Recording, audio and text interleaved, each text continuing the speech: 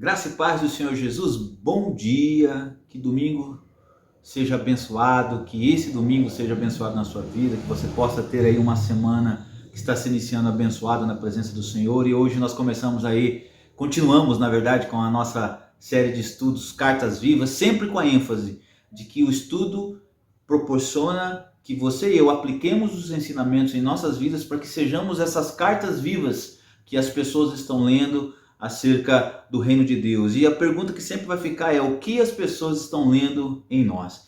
Hoje nós estamos aí com algumas novidades, na nossa programação de domingo. O culto infantil, que agora se chama Culto Infantil Interativo, que era às 11 horas, voltará às 17 horas. Então programe-se para hoje às 17 horas. Você está aí colocando seu filho, sua filha para ser ministrado pela palavra de Deus através do Ministério Infantil da IBASH, ok?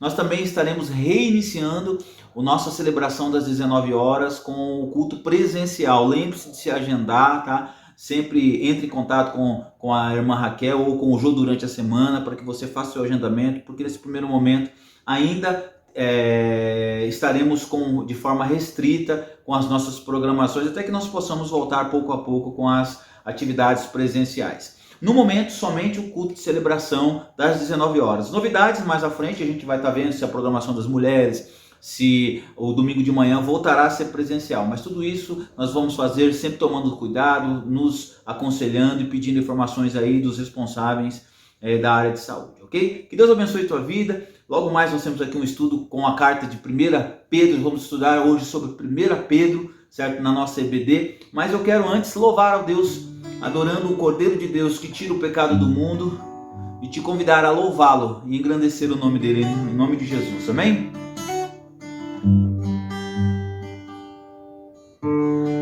Adoramos o Cordeiro, adoramos o Rei dos Reis, adoramos o Cordeiro, adoramos o Rei Jesus. Vamos louvá-lo? Adoramos o Cordeiro, adoramos o Rei dos Reis, adoramos o Cordeiro, adoramos o Rei. Com nossas mãos levantadas rendemos louvor, com nossas mãos levantadas nos regozijamos, com nossas mãos levantadas ao céu, nós dizemos ao mundo que amamos o nosso Rei. Com nossas mãos levantadas rendemos louvor, com nossas mãos levantadas nos regozijamos, com nossas mãos levantadas ao céu, nós dizemos ao mundo que amamos o nosso Rei. Nós amamos o nosso Rei. Nós amamos o nosso Rei Jesus. Vamos louvá-lo. Adoramos o Cordeiro, adoramos o Rei dos Reis, adoramos o Cordeiro, adoramos o Rei. Com nossas mãos levantadas rendemos louvor, com nossas mãos levantadas nos regozijamos, com nossas mãos levantadas ao céu, nós dizemos ao mundo que amamos nosso Rei. Com nossas mãos levantadas rendemos louvor, com nossas mãos levantadas nos regozijamos, regozijamos, com nossas mãos levantadas ao céu, nós dizemos ao mundo que amamos o nosso Rei. Nós amamos o nosso Rei. Nós amamos o nosso Rei. Jesus, nosso Rei, Jesus, nosso Rei.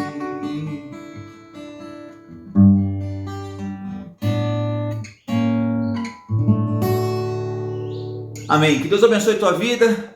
Tem agora um estudo abençoado aí da carta de 1 Pedro, com o nosso querido irmão, que vai estar abençoando a nossa vida, o irmão Michael, trazendo aí, Michael Francisco, a palavra do Senhor, o estudo dessa manhã. E lembre-se, não esqueça disso. Todo o ensino que você tirar nessa carta de 1 Pedro hoje, o propósito dessa série de estudo é que você seja essa carta viva, manifestando os ensinos dessa carta para as pessoas, em nome de Jesus. Amém? Paz! Olá a todos, seja muito bem-vindo à nossa EBD. Hoje nós vamos estudar a epístola de 1 a Pedro, de modo bem superficial nesse estudo. No entanto, muito tem a nos dizer sobre ele, estudo sobre a simplicidade. Eu, neste momento, estou aqui na cidade de Socorro, em um motel fazenda, e o texto ele vem muito apropriado a este momento. Por isso vocês vão ouvir algumas interferências de áudio, né? De trator, de pássaro, de pessoas, mas isso é muito comum. Isso não vai atrapalhar em nada aqui o nosso estudo pelos próximos 30 minutos. Tudo bem? Bom, a carta de 1 a Pedro, ela foi escrita aproximadamente no ano 65 depois de Cristo. E ela traz consigo alguns valores, aliás, muitos valores, mas alguns bastante destacados em que nós podemos usar nos dias atuais.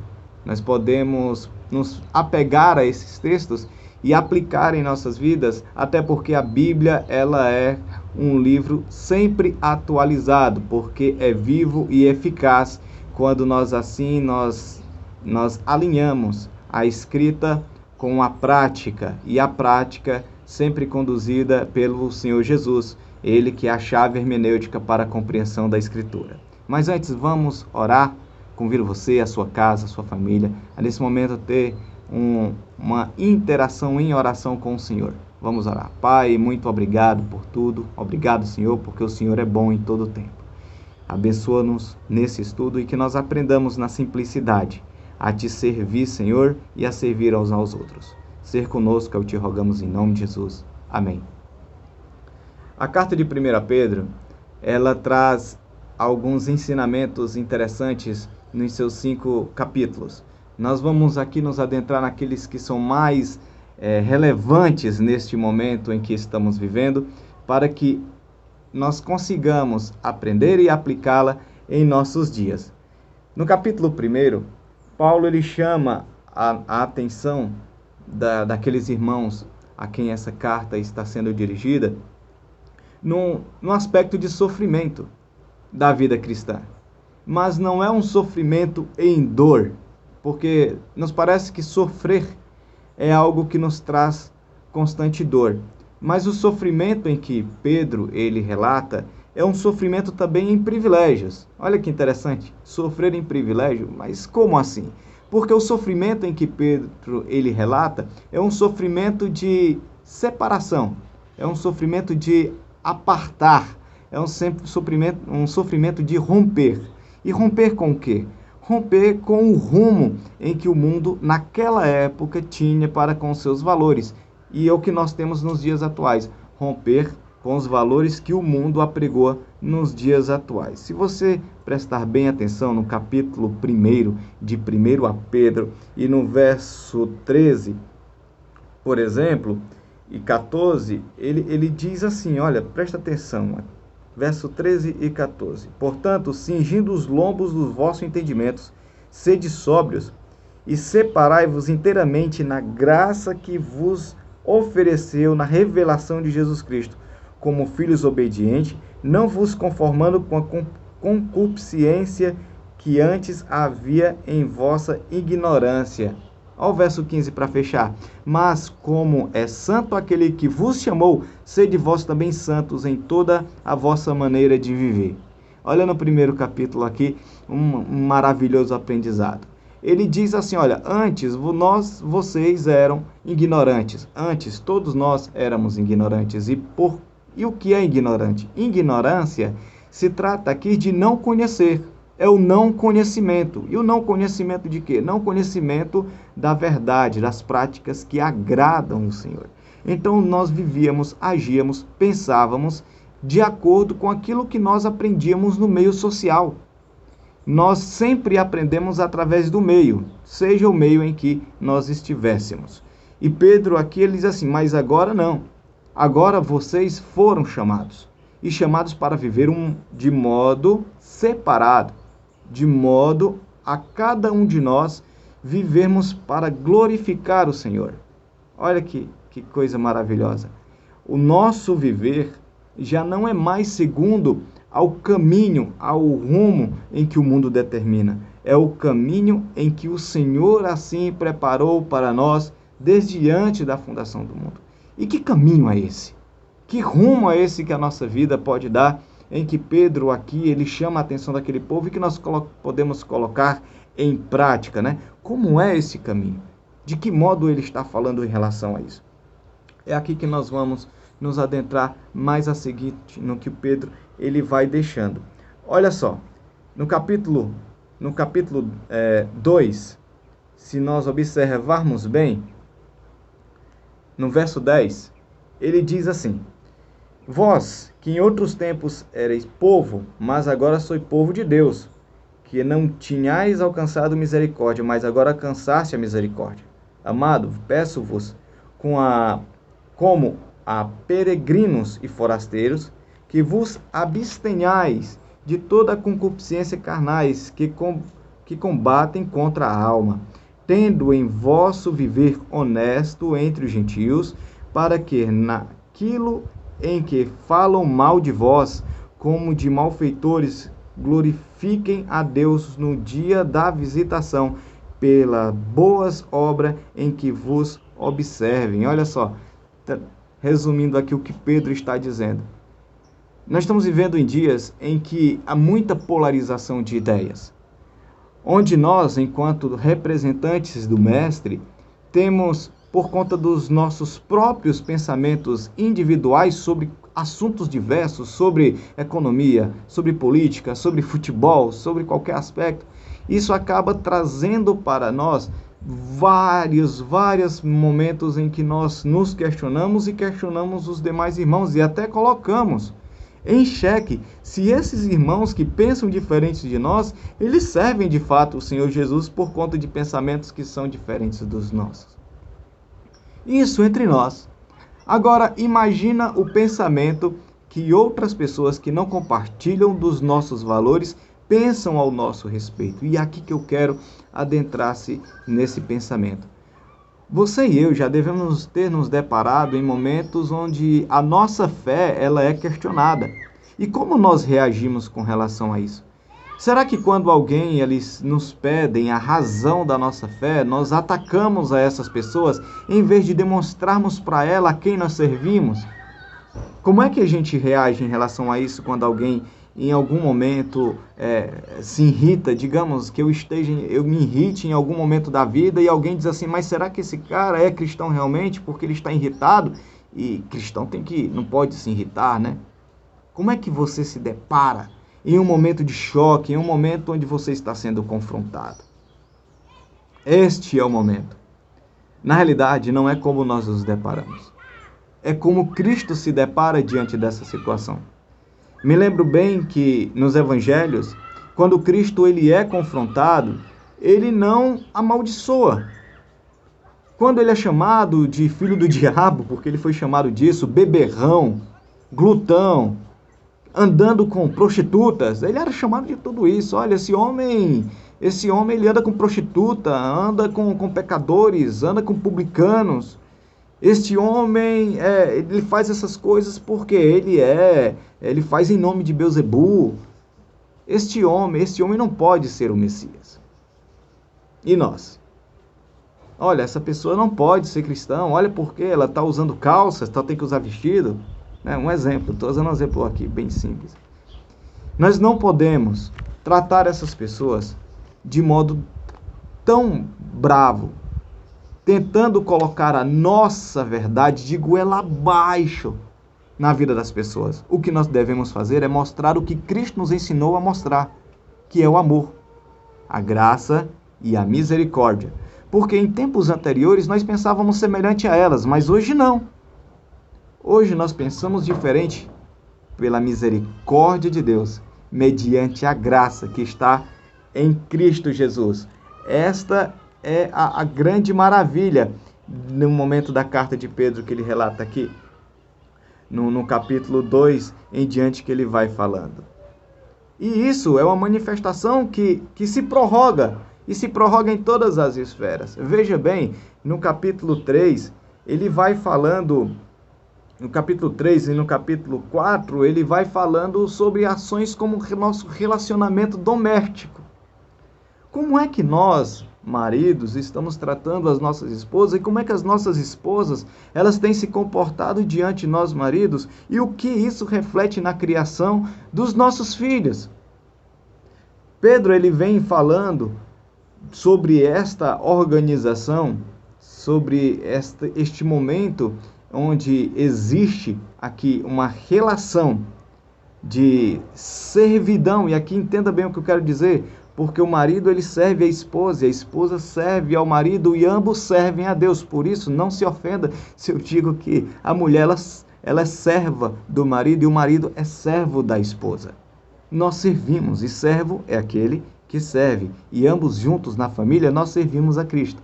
Entenderam? Então vamos tomar esse pensamento aqui. E ele diz exatamente isso, ele fala assim: esposas, guardem-se para os seus maridos. Guardem-se para eles, respeitem seus maridos. Guardem-se como seus antepassados guardaram para as esposas dos antepassados guardaram-se para eles. Então guardem-se vocês agora. Não tomem como precioso, aqui estou usando as minhas palavras, claro, Pedro ele diz, não tome como precioso aquilo que é aparente. Que não seja belo o vosso vestido, o vosso penteado, ele está falando isso. Que não seja isso belo, mas que seja belo o caráter, a moral, a ética, a honra. Aqui eu estou aqui parafraseando esse momento aqui de Pedro. É claro que com estas palavras eu não quero dizer para as mulheres que elas não devem pintar o cabelo, fazer a unha, que elas não devem se vestir bem. Não é isso o que Pedro lhe está dizendo e nem é isso que nós estamos aqui contextualizando nos dias atuais. Pelo contrário, mulheres, vocês têm perfeito direito de a cada dia tornarem-se mais belas. Mas a beleza essencial não é a beleza que é visível por todos, mas a beleza que é contemplada pelo seu marido, você que é casada, e por Deus. E isso se chama intimidade. Como é que é você dentro do seu casamento? Como é você dentro do seu relacionamento? Como você trata o seu esposo? Que tratamento você dá para eles diante dos seus filhos? E esposos, homens, como é que você não somente é visto pela sua esposa, mas como é que você trata ela? Ela é prioridade neste momento de relação familiar? Há momentos que isso não acontece. Há momentos que acontecem discussões por causas financeiras. E nós sabemos que os tempos são difíceis. Às vezes o esposo fica desempregado e a esposa coloca toda a carga em cima dele como se ele fosse culpado por tudo que está acontecendo. E há momentos em que, por qualquer discussão, porque o filho ele está desobediente, o marido ele coloca uma carga muito grande em cima da esposa. E aqui eu tomo isso para mim, que eu tenho um filho pequeno. E não é isso. Nós precisamos aprender a viver no aspecto de servir uns aos outros em amor, porque é assim que o nosso mestre nos ensina. Pedro, ele traz essa realidade na sua escrita. E por que ele trazia isso naquele tempo?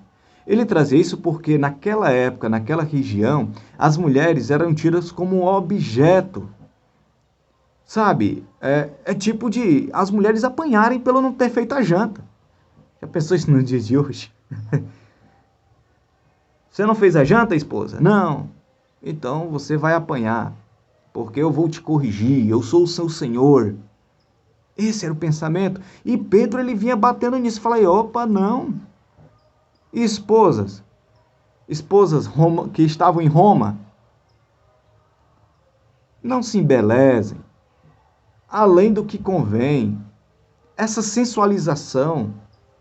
Hoje, nos dias atuais, se Pedro existisse vivo e escrevesse para nós com os olhos que ele tinha naquela época, ele falaria assim, ó, e esse Facebook aí, esse Instagram, será que realmente você precisava expor tudo isso? Será que você tem que expor a tua casa, o teu relacionamento dessa forma? Será que as tuas razões de ser e estar dentro do teu relacionamento, eles necessitam ser tão públicos? Será que não é momento de nós lavarmos as nossas roupas, como diz como diz o chavão, né? Roupa suja se lava em casa. Será que não é esse momento de nós sentarmos, orarmos e acertarmos as nossas diferenças, que são reais? Nós somos diferentes, mas entendendo que o homem ele tem responsabilidade no casamento e a mulher também, e ambos são reflexo para os seus filhos. E Pedro ele traz a nós esse entendimento. E ele diz mais, em sua relação com essa situação, ele diz que nós temos uma condição de sacerdócio, porque em nós está o Espírito Santo, nós somos como um templo, e o nosso sacrifício em Cristo Jesus, até que fazer um contexto, no passado, no Antigo Testamento, havia o templo, e o sumo sacerdote, ele sacrificava o animal para que o pecado, e aí jogava o sangue, e esse sangue aspergido sobre as pessoas, limpava do pecado. E aí Pedro fazendo um paralelo sobre isso, ele diz assim, olha, não tem mais isso, agora você é o templo. E você é o sumo sacerdote. E você faz o sacrifício. Porque em você está o Espírito Santo. Porque em você está a relação do Emanuel, que é Deus conosco. Este é o momento de entender que na sua esposa também habita o Espírito Santo. E ela é tão amada pelo Senhor quanto você, esposo. E as esposas, eu digo que o seu marido, nele também habita o Espírito Santo. E Deus o ama e o condiciona, tanto quanto ama e condiciona você. Então, quando você maltrata a sua esposa, saiba que você, além de estar maltratando a sua própria carne, você está maltratando o templo em que habita o Espírito Santo do Senhor. E o mesmo se dá com relação aos esposos. Quando a esposa maltrata o esposo, da mesma forma ela maltrata a sua própria carne e também maltrata aquele em que o Espírito Santo habita. Logo, não há servos, nem escravos, e nem patrões, nem senhores, nem homens, nem mulheres, porque todos somos um em Cristo Jesus. E esta é a grande maravilha do Evangelho. Porque antes nós éramos escravos do pecado, mas agora somos libertos. Isso vale em todos os âmbitos. Isso vale em todas as esferas. A conduta cristã, aqui, já falando aqui do capítulo 4 em diante, você vai ver sobre isso. A conduta cristã, à luz dos tempos em que vivemos. Olha o que ele diz aqui no capítulo 4, do verso 7 em diante. Ele diz assim, ó: e já está próximo o fim de todas as coisas, portanto, seis sóbrios, presta atenção nisso aí, e vigiai em oração. Guarda isso aí, vamos falar sobre isso. Mas, sobretudo, tendes ardente amor uns para com os outros, porque o amor cobrirá a multidão de pecados. sendo hospitaleiros uns para com os outros, sem murmurações. Cada um administre aos outros o dom que recebeu, como uns bons despenseiros da multiforme graça de Deus. Se alguém, verso 11, se alguém falar, fale segundo as palavras de Deus. Se alguém administrar, administre segundo o poder que Deus dá, para que em tudo Deus seja glorificado por Jesus Cristo, a quem pertence a glória e poder para todo o sempre. Amém. Olha, Deus ele nos capacita. Ele nos dá capacidade, ele nos dá dom através da sua graça e sua misericórdia, segundo a sua presciência, segundo a sua vontade. Deus tem me dado dons. Alguns dons, não, nós não somos sujeitos a um dom. Espiritualmente falando, Deus me dá o dom da oratória. Deus me dá o dom de lecionar. Deus me dá o dom de fazer o que eu estou fazendo agora. E eu sirvo aos irmãos. Quando eu faço isso? Quando, em um momento de lazer em que eu estou com a minha família aqui no mato, vendo os animais, vendo os pássaros, que eu tanto amo fazer isso, sou meu bicho do mato. Quando eu tiro um tempo para ler, aprender e compartilhar com vocês aquilo que Deus coloca no meu coração, isso é servir. E quantos dons nós temos na igreja? E quantos dons nós temos na sociedade? Dons. Esse dom se restringe ao nosso diálogo aqui, meu para com vocês, vocês param comigo, dentro da Igreja Batista do Jardim Etelvina? Não. Isso deve ser apregoado por onde quer que estivermos, sabendo que no local aqui onde eu estou, eu permaneço sendo representante do Senhor, mas sem negar a minha particularidade. Eu sou eu. Eu não posso fingir ser quem não sou. E aí que mora o grande segredo de tudo isso que nós estamos falando. É você, sendo quem você é, representar o Senhor Jesus. Jesus não te chama para ser marionete, nem um personagem, mas para realmente você viver, andar e representá-lo naquilo que você é. Com seus erros, seus defeitos, sim, mas entendendo que nós, diante da misericórdia do Senhor, nós vivemos por Ele e para Ele, porque dele é o poder, a glória, para todo o sempre. Amém. Por isso, procuremos a cada instante viver de modo a dignificar essa condição. Viver de modo a estar com o Senhor, não somente em nossas reuniões ou na escola bíblica dominical, mas diariamente. E é difícil, mas é possível, porque Ele está conosco todos os dias. Então, viver desse modo é que faz com que nós sejamos vistos e entendidos nos dias atuais. Por isso, ame as pessoas. Repito, ame as pessoas. Ame a humanidade, porque Cristo morreu por todos, para que todos tenham vida nele, a saber, aqueles que o reconhecem, é verdade. Mas para todos, ele diz, eu não vim para condenar o mundo, mas para que o mundo fosse salvo. Então vamos parar de escolher quem é que a gente ama. Vamos combinar com isso? E há pessoas que a gente gosta menos, né? É verdade. A gente não consegue gostar de todo mundo. Por quê? Por conta da nossa particularidade. Talvez você não se dê bem com as pessoas que moram próximo a você. Mas daí você odiá-la é diferente, é um caminho diferente. Você querer que ela morra é diferente. Como houve aí um caso que vocês viram de um líder religioso dizer que ia orar para que uma pessoa que vivia, agia e pensava diferente dele, daquilo que ele pensa, vive e age, viesse a óbito. Como é que a gente pode pensar assim? Como é que agora eu vou escolher quem Cristo salva ou deixa de salvar, segundo o meu conhecimento, a minha ciência? Deixa eu falar para você, você não salva ninguém, nem eu. E graças a Deus por isso. Porque eu seria muito injusto se eu tivesse que escolher quem deveria ser salvo. Falando francamente. mas eu posso mostrar o caminho da salvação. E aí é um relacionamento de Deus para com essa pessoa através do Espírito Santo. Eu só posso ir em mostrar. É como fazia no antigo império pessoas que eram chamadas de estafetas, que eram jornaleiros, né? Que diziam extra, extra, última notícia. A última notícia que nós podemos dar nos últimos tempos é aquilo que já foi dado desde sempre. Que o Senhor vem, Ele voltará e levará o seu povo. E aqui eu não quero dizer para você que é a Igreja Teovina, que é a Assembleia, que é o Templo Batista de Vila das Mercês ou qualquer outro.